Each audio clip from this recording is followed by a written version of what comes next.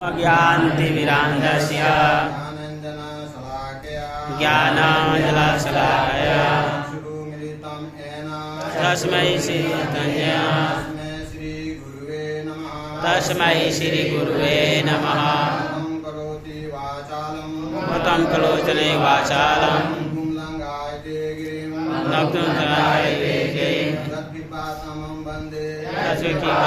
वन्दे श्री गुरु श्री परमानंद माधव श्री चैतन्य ईश्वरम नारायण नमस्कृत्य नरं चैव नरोत्तमं देवी सरस्वती व्यासं ततो जयमुदीरये नष्टप्रायो भद्रेषु नित्यं भागवत सेवा भक्ति उत्तम श्लोके भक्तिर्भवति नैष्ठिके कृष्णाय वासुदेवाय देवकी नंदनाय च नंदगोपकुमाराय गोविंदाय नमो नमः। हे कृष्ण करुणा सिंधु दीनबंधु जगतपते गोपेश गोपिका कांता राधा कांता नमस्तुते तत कांचन गौरांगी राधे वृंदावनेश्वरी विश्वानुसुते देवी प्रणामी हरिप्रिये वाञ्छाकल्पतरुभ्यश्च कृपा सिन्धु एव च पतितानां पावनेभ्यो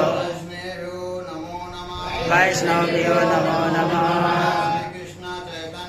जय श्री कृष्ण चैतन्य प्रभु नित्यानंद श्री अद्वैत गदाधर शिवासादि गौर भक्तवृंद। कृष्णा हरे कृष्णा कृष्णा कृष्णा हरे हरे कृष्णा कृष्णा हरे हरे हरे राम हरे राम हरे राम हरे हरे राम राम हरे हरे।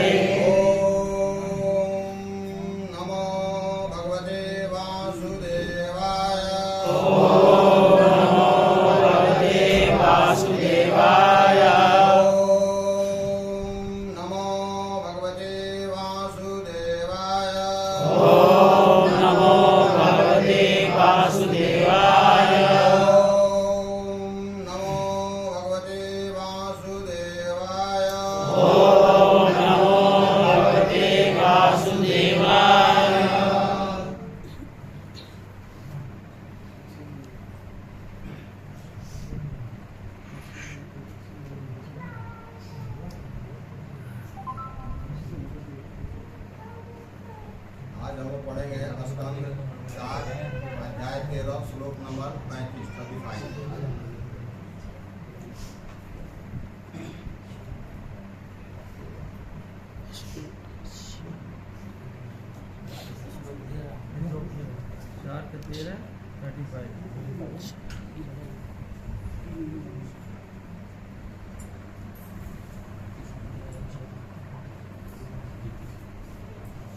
हरे कृष्णा। मैं व्यास आसन पर बैठने का मुझे मौका मिला है। हमारे ललितनाथ गोविंददास प्रभु की कृपा और माता जी का कृपा है और आप सभी का कृपा है कि आप लोग सुनने के लिए तैयार हैं। तो आप सभी भक्तों को, सभी लोगों को चरणों में बारंबार प्रणाम करता हूँ और तत्पश्चात सभी शिक्षा गुरुओं को चरणों में मैं कोटि कोटि प्रणाम करता हूँ, जिनकी वजह से मैं यहाँ पर स्थान प्राप्त किया हूँ। तत्पश्चात गुरुदेव महाराज के चरणों में कोटि कोटि प्रणाम करता हूँ, जिन्होंने मुझ जैसे नीच और समझिए कि एकदम किसी लायक नहीं हूँ, फिर भी उन्होंने मुझे दीक्षा दे के अपना शिष्य बनाने का कृपा प्रदान किया। तत्पश्चात हम लोग श्री प्रभुपाद जी के चरणों में प्रणाम करता हूँ, जिन्होंने पूरे विश्व में राष्ट्रीय कृष्ण भावनामृत संघ का स्थापना करके हरे कृष्ण महामंत्र का प्रचार किया। और इसकी वजह से आज देख रहे हैं हम लोग कि पूरा विश्व में लगभग कोने कोने में ये संस्था स्थापित हो चुका है और हरेक देशों में हरे कृष्ण महामंत्र का प्रचार हो रहा है। तो इसमें हम लोग बोलते हैं जगत गुरु। तो वाकई में जगत गुरु है जो श्री प्रभुपाद जी हैं, जिन्होंने पूरे विश्व में इस संस्था का व्यवस्था करके हरे कृष्ण मंत्र का प्रचार कर रहे हैं और जो सनातन धर्म जो डूबने जा रहा था उसको उजागर कर रहे हैं। अगर वो ना होते तो फिर इतना प्रचार होने का कोई चांस ही नहीं था। तत्पश्चात हम सभी देवी देवताओं और भगवान कृष्ण और सभी भक्तों को चरणों में प्रणाम करता हूँ। हरे कृष्णा।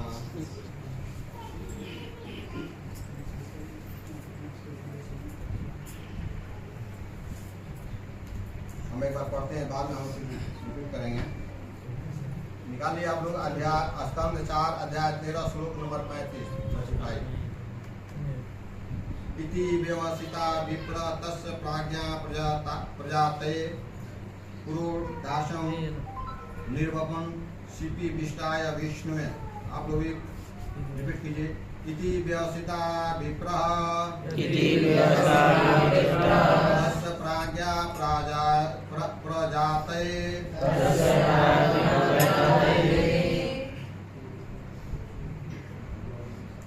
पुरोडाशं निर्वपन सीपी विष्टाय विष्णुवे। और तात्पर्य श्री प्रभुपाद द्वारा। इस प्रकार राजा अंग को पुत्र प्राप्ति करने के लिए उन्होंने घट घट वासी भगवान विष्णु को आहुतियां अर्पित करने का निश्चय किया। तात्पर्य श्री प्रभुपाद द्वारा। याज्ञिक अनुष्ठानों के अनुसार कभी कभी यज्ञ स्थल पर पशुओं की बलि दी जाती है। ऐसे पशुओं की बलि उन्हें मारने के लिए नहीं, अपितु उन्हें नया जीवन प्रदान करने के लिए दी जाती है। ऐसा कर्म प्रयोग स्वरूप होता था, जिससे यह देखा जा सके कि वैदिक मंत्रों का सही उच्चारण हो रहा है या नहीं। कभी कभी चिकित्सा प्रयोगशालाओं में छोटे छोटे पशुओं को औषधीय प्रभाव जानने के लिए मारा जाता है। चिकित्सालय में पशुओं को पुनः जिलाया नहीं जाता, किंतु यज्ञ स्थल में पशुओं की बलि चढ़ाने के बाद वैदिक मंत्रों के बल से उन्हें जीवन प्रदान किया जाता था। इस श्लोक में सीपी विष्टाय शब्द व्यवहृत हुआ है। सीपी का अर्थ है यज्ञ अग्नि की ज्वाला। यदि यज्ञ अग्नि की ज्वाला में आहुतियां डाली जाती हैं तो भगवान विष्णु वहाँ ज्वाला के रूप में उपस्थित रहते हैं, इसलिए विष्णु को सीपी विष्ट कहा गया है। अगला श्लोक। दस्मात् पुरुष उदस्तो हेममाली अमल अम्रः हिणमयेन पात्रेण सिद्धम अराय पायसम। आप लोग भी रिपीट करेंगे। दस्मात् पुरुष उदस्तो हेममाली अमल अम्रः हिणमयेन पात्रेण सिद्धम आदाय पायसम। अग्नि में आहुति डालने अर्थ श्री प्रभुपाद द्वारा। अग्नि में आहुति डालते ही अग्नि कुंड से सोने का हार पहने तथा श्वेत वस्त्र धारण किए एक पुरुष प्रकट हुआ। वह एक स्वर्ण पात्र में खीर लिए हुए था। आगे का श्लोक 37 नंबर में पढ़ेंगे। स विप्रो अनुमतो राजा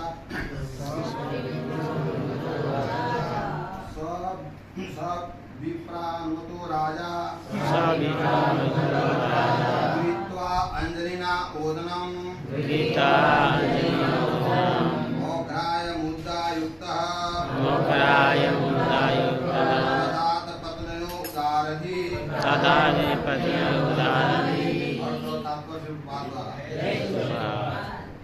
अत्यंत उदार था।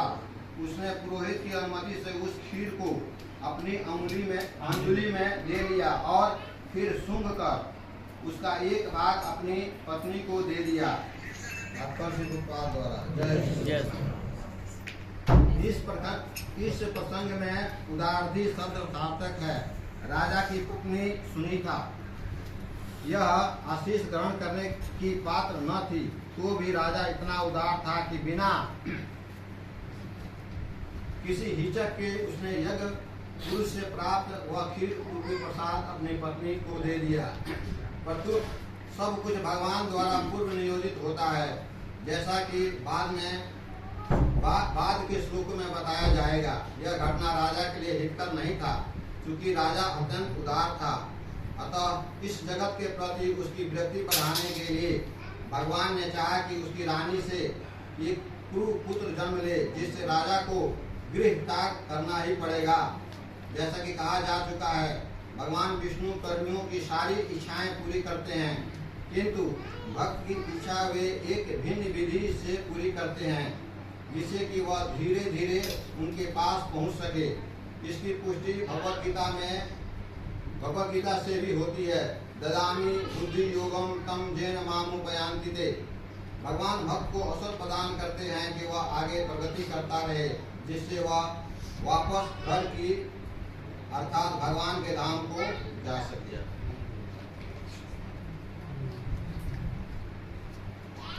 अभी हम लोग बहुत दिनों से गुरु महाराज के कथा सुनते आ रहे हैं। तो गुरु महाराज को जब सौतेली माता ने अपमानित किया, तो गुरु महाराज ने अपने माता से झगड़ा नहीं किया। उन्होंने क्या किया, ये निश्चय किया कि हमको भगवान को प्राप्त करना है। दृढ़ निश्चय किया कि हमको भगवान को प्राप्त करना है। हम लोग रहते तो क्या करते, हम लोग बस माता को भी उल्टा सीधा बोलते थे, कुछ कर उसी से लड़ते, लेकिन हम आगे नहीं बढ़ते। लेकिन माता सुनीति ने उनको ये परामर्श दिया कि अगर कुछ भी तुमको चाहिए तो क्या करना पड़ेगा, तुमको भगवान को प्रसन्न करना पड़ेगा। भगवान ही सब कुछ जो चाहे तुमको दे सकते हैं। वो जाके जंगल में तपस्या करते हैं और 5 वर्ष की अवस्था में ही उन्होंने भगवान को प्राप्त कर दिया। तो उनका सबसे बड़ा गुण क्या था, उसमें था दृढ़ निश्चय। क्या था सबसे बड़ा गुण उनका? दृढ़ निश्चय था। हम लोग को भी भक्ति करने के लिए दृढ़ निश्चय करना पड़ेगा। हम लोग आगे पीछे चलते हैं, कभी खूब अच्छा से भक्ति करते हैं, फिर बाद में स्लो, फिर ऐसा करते हैं, फिर हमारे स्पीड कंट्रोल नहीं रहता है। तो अगर भक्ति करना है तो दृढ़ निश्चय ठाना है, करो या मरो, फिर तो हम भक्ति कर सकते हैं। इस तरह से हम लोग देख रहे हैं कि आगे हम लोग 13 अध्याय में गुरु महाराज के वंशजों का वर्णन किया गया है। तो इस में एक आते हैं राजा अंग राजा के बारे में अभी हम लोग सुन रहे हैं। अंग राजा जो थे बहुत धर्मात्मा और बहुत अच्छे राजा थे, अच्छा से शासन करते थे और पूरा जनता को अपना परिवार समझ के उनका सेवा करते थे, लेकिन उनको कोई पुत्र नहीं था। तो एक बार उन्होंने सोचा कि हम अश्वमेध यज्ञ कराते हैं, अश्वमेध यज्ञ कराएंगे तो उससे कुछ फायदा होगा। तो फिर वो पुरोहितों को, अच्छे अच्छे ब्राह्मणों को जो अच्छे मंत्र का उच्चारण करने वाले उनको बुलाया और परामर्श किया कि हम अश्वमेध यज्ञ करना चाहते हैं, आप लोग सामग्री बताइए। तो ब्राह्मणों ने सामग्री अश्वमेध के लिए यज्ञ की सामग्री का ये किया और राजा ने पूरा सामग्री की व्यवस्था की। उसके बाद यज्ञ प्रारंभ हो गया। यज्ञ अश्वमेध यज्ञ चल रहा था, तो ब्राह्मण लोग देवताओं का आह्वान करते हैं। जब यज्ञ में आहुति डाली जाती है तो एक एक देवता का नाम लेके आह्वान करते हैं, बुलाते हैं कि वो लोग आए और अपना भाग लेके जाएं। लेकिन इसमें कि कोई भी देवता वहां आने के लिए तैयार नहीं है। जो अश्वमेध हो रहा था, जिसमें आहुति डाला जा रहा था, तो कोई भी देवता यज्ञ का भाग लेने के लिए आता नहीं है। तो इस तरह से ब्राह्मण लोग बहुत परेशान हो गए, आखिर करें तो क्या करें।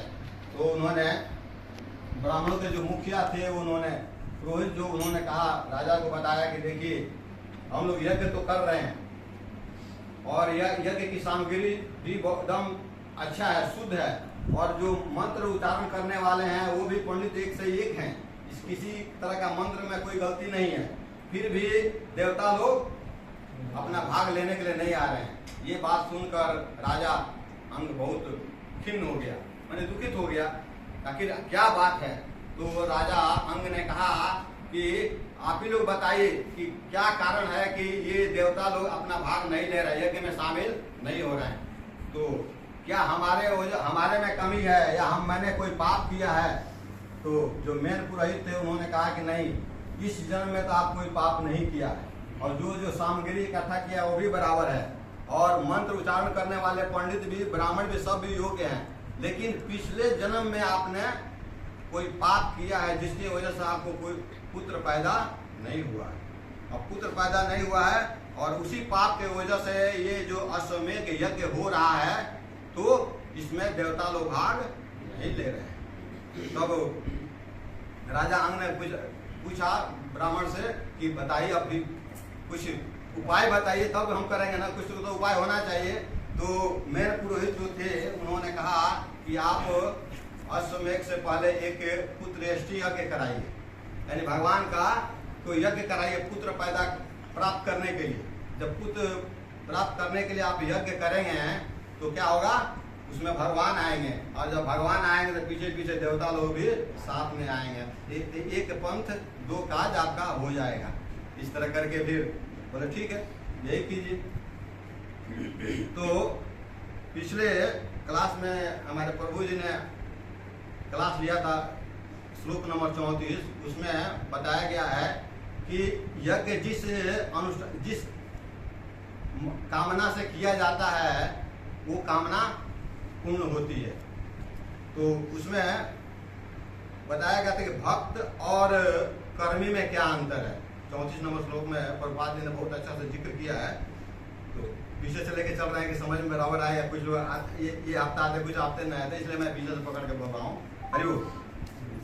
तो कर्मी जो होते हैं, कोई भी यज्ञ या अनुष्ठान करते हैं या पूजा करते हैं तो अपने इंद्रिय तृप्ति के लाभ के लिए करते हैं, यानी कि हमको भगवान से प्रार्थना करेंगे, पूजा करेंगे, चाहे यज्ञ करेंगे तो बोलेगा हमको धन चाहिए, कोई चाहेगा हमको पुत्र चाहिए, कोई बोलेगा हमको और कुछ चाहिए, ऐसा कामना इंद्रिय तृप्ति के लिए, ये कर्मी का काम है। लेकिन भक्त लोग अपने लिए कुछ नहीं मांगते, उनका शून्य अभिलाषा, उनका कोई इच्छा नहीं होता। वो लोग इसके लिए करते हैं भगवान को प्रसन्न करने के लिए, भगवान को संतुष्ट करने के लिए। तो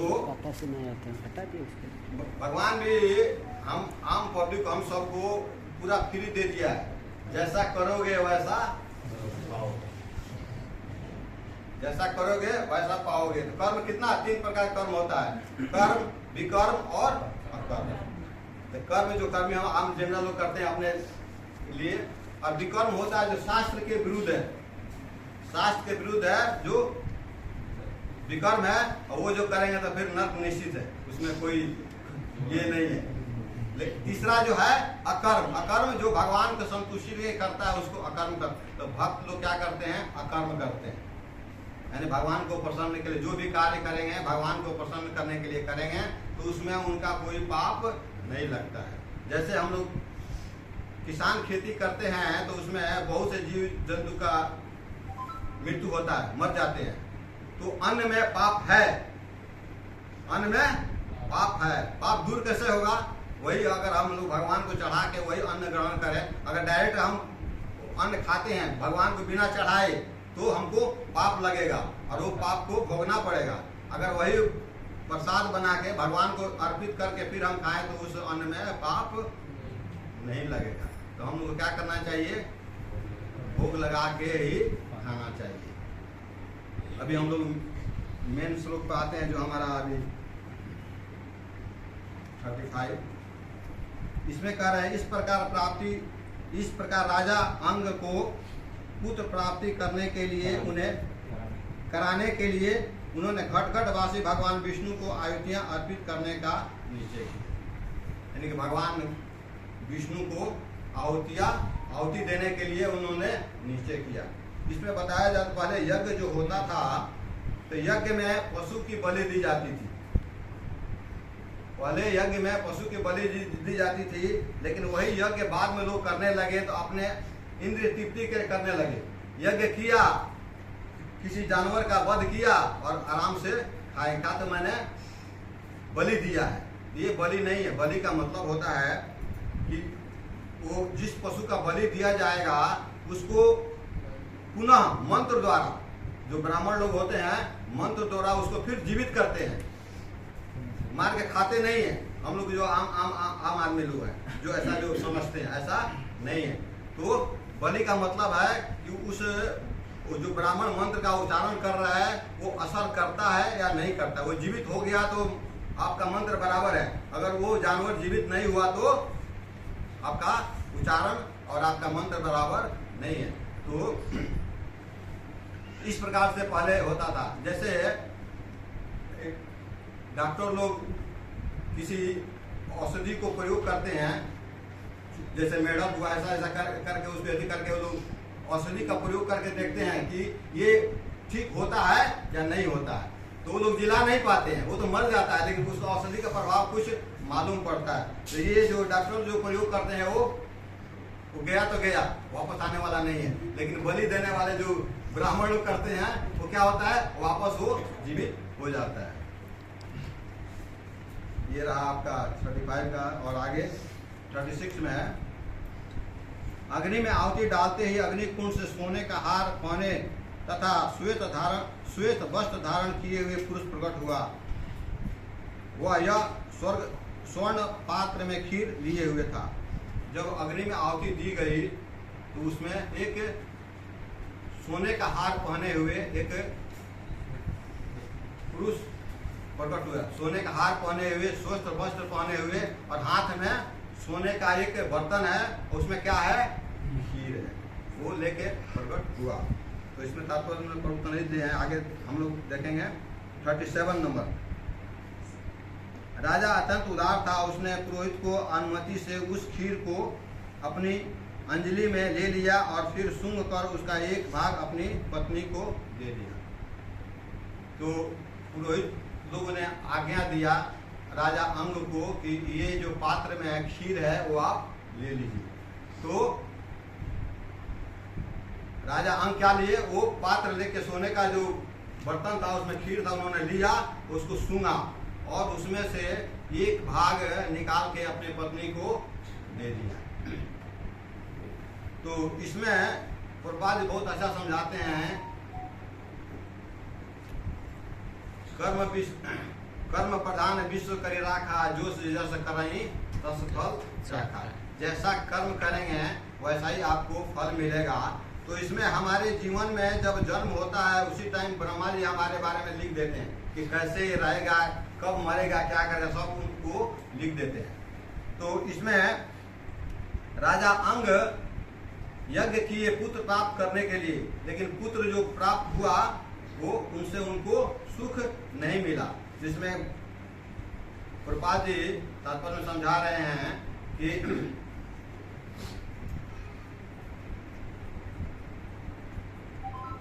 ये बात क्लियर कर रहे हैं कि हमारे जीवन में पूर्व नियोजित होता है। तो भगवान ने ऐसा रचना रचा कि इनको जो राजा अंग है इसको ऐसा पुत्र दिया जाए ताकि इनके जीवन से विरक्ति हो जाए, मन परिवार से, समाज से विरक्ति हो जाए, ये भगवान का भक्त बने और भगवान भक्त बन के फिर हमारे धाम को वापस आए। तो इनका तो कल्याण होने वाला था, ये जाल में फंसने वाले नहीं। वही अगर अच्छा पुत्र हो मिला होता तो पुत्र के मुंह में लग जाते और राजपाट में लगे रहते। लेकिन भगवान ने ऐसा अरेंजमेंट किया कि ऐसा पुत्र दे दिया जो दुरात्मा था, दुष्ट था, उनको उसको समझाते समझाते इनका समय निकल गया, फिर भी वो नहीं समझ पाया। लास्ट में इनको घर छोड़ के जंगल जाना पड़े। तो बात की बात है। तो इस तरह से हम लोग जो हमारे भाग्य में है, जो आराम से मिल जाता है उसी पर ऐसी करना, ऐसा नहीं जान देने की जरूरत नहीं है। जैसे अभी हम लोग थोड़ा महामंत्र के प्रभाव के ऊपर आएंगे, हरि के नाम के ऊपर चर्चा करेंगे। अभी इस भागवतम से जो क्लास था वो हम बताया, अभी थोड़ा हरि नाम के ऊपर चर्चा करेंगे, क्योंकि हम सब अज्ञानी हैं और हरि का नाम से ही हमारा उद्धार होने वाला है। तो रथ पुराण में लिखा हुआ है, हरे नाम केवलम कलो नास्तेव नास्तेव नास्तेव गति अन्यथा। तो कलयुग में क्या होगा, हमारा उद्धार हरि के नाम से ही होने वाला है। इसके अलावा दूसरा कोई उपाय नहीं है, कोई उपाय नहीं है। जब राजा परीक्षित को कलयुग प्रथम बार मिले तो राजा परीक्षित ने कहा कि मैं तुमको अपने राज में नहीं आने दूंगा, तुमको आने ही नहीं दूंगा। तो बोले कि देख, कलयुग बताया राजा परीक्षित को कि आप आने दे नहीं आने देंगे तो निश्चित है कि सतयुग के बाद त्रेता, त्रेता के बाद द्वापर, द्वापर के बाद कलयुग आएगा। तो बोला कि नहीं, मैं तुमको मार डालूंगा। तो मैं वो बोला कि आप हमको मार डालेंगे, आप हम जाएंगे कि आप जाएंगे, वो तो बात की बात है। आप तो हमारी खाली बुराई के बारे में देख रहे हैं। तो बोला तब राजा परीक्षित बोले कि तुम्हारे में क्या अच्छाई है, हम बुराई की बात कर रहे हैं, कलयुग तो बुराई होता है, लेकिन क्या अच्छाई तुम बताओ। तब उन्होंने कहा कि देखिए, कलयुग ने समझाया राजा परीक्षित को कि देखिए, सतयुग में क्या होता, तपस्या होता था। उस समय मनुष्य की उम्र कितना होती थी, 1 लाख वर्ष होता था। तो हजारों हजारों वर्ष तपस्या करते थे। कोई 60,000, कोई 35,000 ऐसा, कोई 10,000 ऐसा तपस्या करते थे। अब अभी कलयुग में हमारे पास ना समय है, ना उसका सही मंत्र बोलने वाले ब्राह्मण है, और ना वो शुद्ध सामग्री है। तो सतयुग का उपाय तो इसमें कर नहीं सकते। उसके बाद त्रेता युग आया। तो त्रेता युग में मनुष्य का जीवन जो हो गया, कितना हो गया, 90% कम हो गया। तो कितना हो गया, 10,000 हो गया। 10 त्रेता युग में बहुत बड़ा बड़ा यज्ञ होता था। तो यज्ञ करने के लिए हमारे पास ना सामग्री है, ना वैसा पंडित है, तो यज्ञ भी नहीं कर सकते हैं। और तीसरा आया द्वापर युग। द्वापर युग आया तो उसमें अर्चा विग्रह की पूजा होती है। अर्चा विग्रह की पूजा करने के लिए शुद्धि बहुत आवश्यक है। सामग्री भी शुद्ध होना चाहिए और अर्चा विग्रह जो पूजा करता है उसको भी शुद्ध होना चाहिए। तो हम लोग अनारी आदमी, हम लोग को शुद्धता उतना तो है नहीं, हम लोग प्रयास करते हैं फिर भी शुद्ध नहीं हो पाते हैं, फिर भी चलता है। तो इसके लिए प्रभुपाद जी ने सब नियम लगा दिया, सब युग का नियम प्रभुपाद जी ने डाल दिया है इसमें। जब भी हम लोग जो पूजा करते हैं, ये करते हैं, कितने यानी कि कोई तो प्रभाव करेगा ना। तो इस तरह से प्रभुपाद इसमें डाल दिया। तो फिर राजा परीक्षित को ये बात बता रहा है। कौन बता रहा है, कलयुग बता रहा है। तब कलयुग ने बताया कि देखिए, हमारे युग में सबसे बड़ा है कि जो खाली भगवान का नाम लेगा उसका उद्धार। यज्ञ करने की जरूरत नहीं है, तपस्या करने की जरूरत नहीं है, अर्चा विग्रह की पूजा नहीं करेंगे और दिन रात भगवान का नाम लेंगे तो आपका उद्धार हो जाएगा। तो बताइए हमारे में ये अच्छाई है कि नहीं है। तब राजा परीक्षित ने बोला कि ये तो बात सही है, लेकिन तुम सब जगह नहीं जा सकते हो, कुछ स्थान मैं दूंगा, वहां ही तुमको जाना है, ऐसे विचरण नहीं करना है। तो बोले ठीक है, आप जो दे दीजिए। फिर उन्होंने दिया जो 4 नियम हम पालन करते हैं। जहाँ पर मांसाहार होता हो, जहाँ हिंसा होता हो, वहाँ कलयुग रहता है। जहाँ पर स्त्री संग या पर पुरुष संग होता है, वहाँ कलयुग रहता है। जहाँ नशा होता है वहाँ, और जहाँ जुआ हुआ खेला जाता है वहाँ कलयुग मौजूद होता है। तो प्रभुपाद जी ने बहुत अच्छा 4 नियम जो दिया है, ये नियम अगर हम लोग पूर्णतः पालन करें तो कोई भी त्रुटि हम लोग से नहीं, पाप नहीं होगा। सब तो खेला पाप का है ना। अगर पाप ही नहीं होगा तो फिर हमारा उद्धार हो जाएगा। और सबसे बड़ा एक बात है कि नाम जप के लिए ना पैसा लगता है, खाली भगवान का नाम जाप करना है। और उससे अगर बेहतरीन है तो कीर्तन कीजिए। अगर कीर्तन अच्छा से होगा तो किसी का ध्यान किधर जाने का कोई चांस ही नहीं।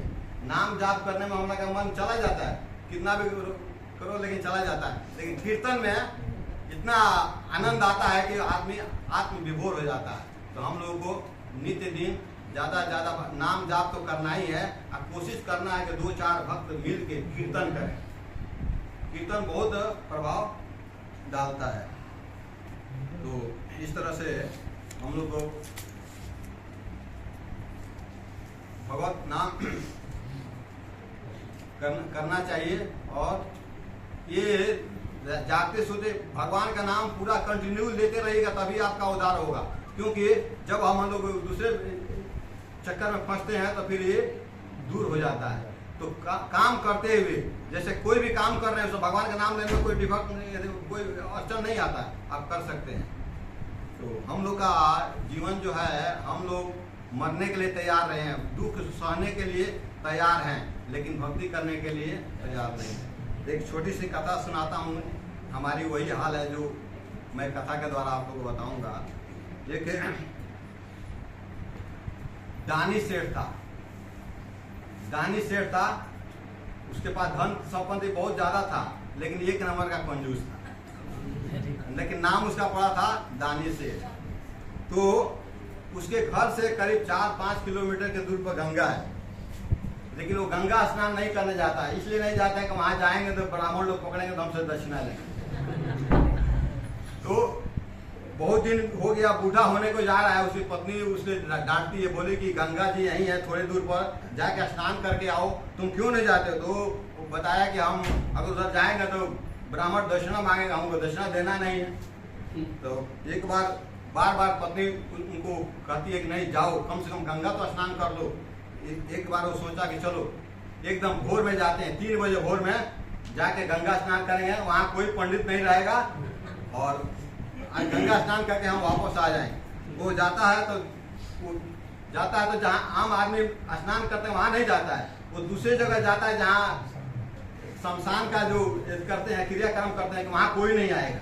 वो चुपके से 3 बजे भोर में रात में वहाँ पहुँच गया और जाके देखा जो कोई नहीं है। अच्छा है, हमको कुछ 1 पैसा भी देना नहीं पड़ा। जाके एक डुबकी मारा, जब डुबकी मार के निकला तो भगवान उधर खड़े हो गए। भगवान खड़े हो गए, तो जब उन डुबकी मार के निकला तो बोले दक्षिणा दीजिए। अरे तू तो पहले था नहीं, अभी किधर से आ गया? बोले जब आप आए उसी से आपके पीछे पीछे मैं आ रहा था, तो हमको दक्षिणा चाहिए। बोला नहीं नहीं, मेरे पास कोई पैसा ही नहीं है। पूरा पॉकेट खोल कर दिखा दिया, बोला कुछ इसमें है नहीं। तो भगवान बोले, मैंने ब्राह्मण के रूप में आए थे, डायरेक्ट भगवान नहीं आए थे। तो ब्राह्मण बोले कि चलो अभी नहीं है तो संकल्प कर लो, हम आके घर पर कभी ले। तो बोला तो वो ठीक है। तब ये समझा सेठ की ये कभी किधर हमारा घर देखेगा, कहाँ आएगा, चलो जान बचा। वो संकल्प करके चला गया, घर पहुंचा। उसके बाद जैसे घर में पहुंचा, उसके बाद ब्राह्मण उधर द्वारी पर खड़ा हो गया और आवाज दिया। तो उधर से वो सेठ बोला कि देखो, पत्नी को बोला कि देखो बाहर कौन खड़ा है। तो बाहर जब पत्नी निकली तो देखा कि कोई ब्राह्मण है। तो ब्राह्मण ने बोला कि आपके पति ने संकल्प किया है 2 रुपया, ज्यादा नहीं 2 रुपया, वो हमको चाहिए। तो ये पत्नी जाकर सेठ को बताया कि भाई आपने गंगा स्नान किया, संकल्प किया 2 रुपये, वो आदमी पैसा लेने के लिए आया है। तो बोला ये कैसे आ गया? वहां मिला था, हमारा घर द्वार तो देखा नहीं, आया कैसे? फिर बोला कि चलो उसको बोलो कि हम अभी नहीं, हम बाद में देंगे। तो पत्नी आके बोली ब्राह्मण की, वो बोल रहे हैं कि बाद में देंगे, आप जाइए, सेकंड टाइम आइए। तो ये जो ब्राह्मण थे बोले कि ठीक है, जब उनको देना होगा देगा, मैं यही बैठता हूँ।